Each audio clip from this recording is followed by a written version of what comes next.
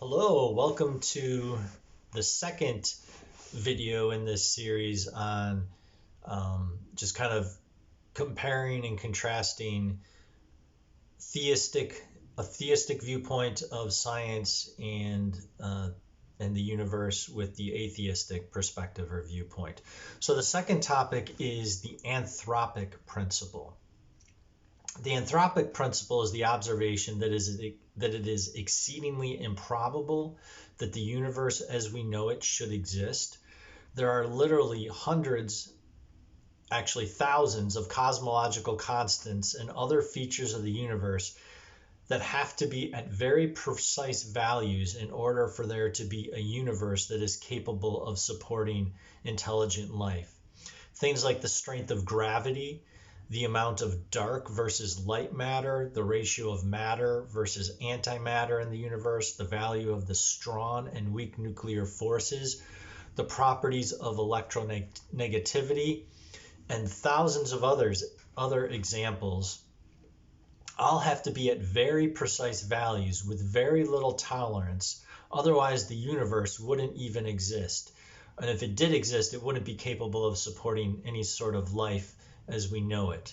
The chances of all this occurring is less than 1 to all the atoms in the universe. So if you were to, scientists can basically estimate how many atoms there are in the universe, and the probability that all of these constants would be the way that they are to bring about our universe that is capable of supporting intelligent sentient beings like human beings who can look back at the universe, who can look back at ourselves, study ourselves, question why we're here, try to figure out what the meaning and purpose of our life is. The idea that all that is possible is less than 1 to all the atoms in the universe, less than 1 chance compared to all the atoms in the universe. So that's incredibly low odds that this could happen by chance. It's basically virtually impossible. So it is as if the universe has been designed as it is to ultimately yield sentient, intelligent life. And there's 3 possible explanations for this. One is that it just happened by chance. Even though the chances are absurdly remote, defying reason, we just somehow got lucky. But that's basically an impossible chance. As we said, it's already less than 1 to all the atoms in the universe. It just defies logic and reason that it could have just happened by chance. A second explanation is the multiverse explanation, that our universe is just one of an infinite number of universes that have or will exist.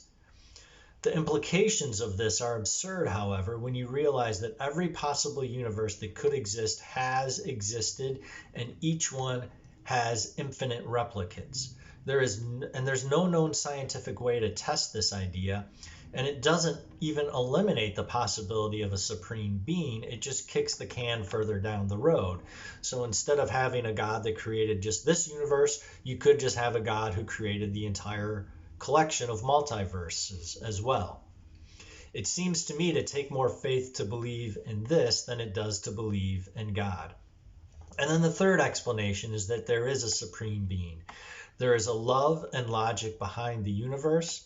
The universe is the way it is because a supreme being designed it this way for a purpose.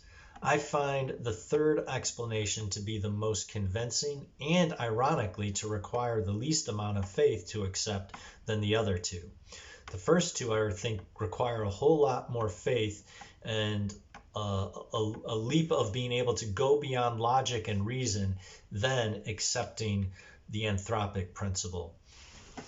Occam's razor is a principle that talks about that if you have different explanations for something, the explanation that basically is the simplest, the most elegant, and requires the least amount of factors surrounding it is likely to be the most logical, is likely to be the real explanation. And I find that if you just use the principles of Occam's razor, that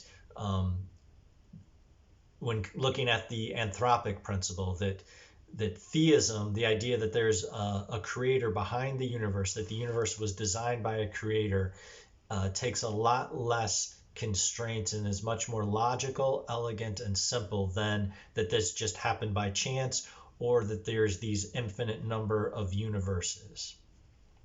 All right, so that includes video 2. Stay tuned for video 3. Thank you.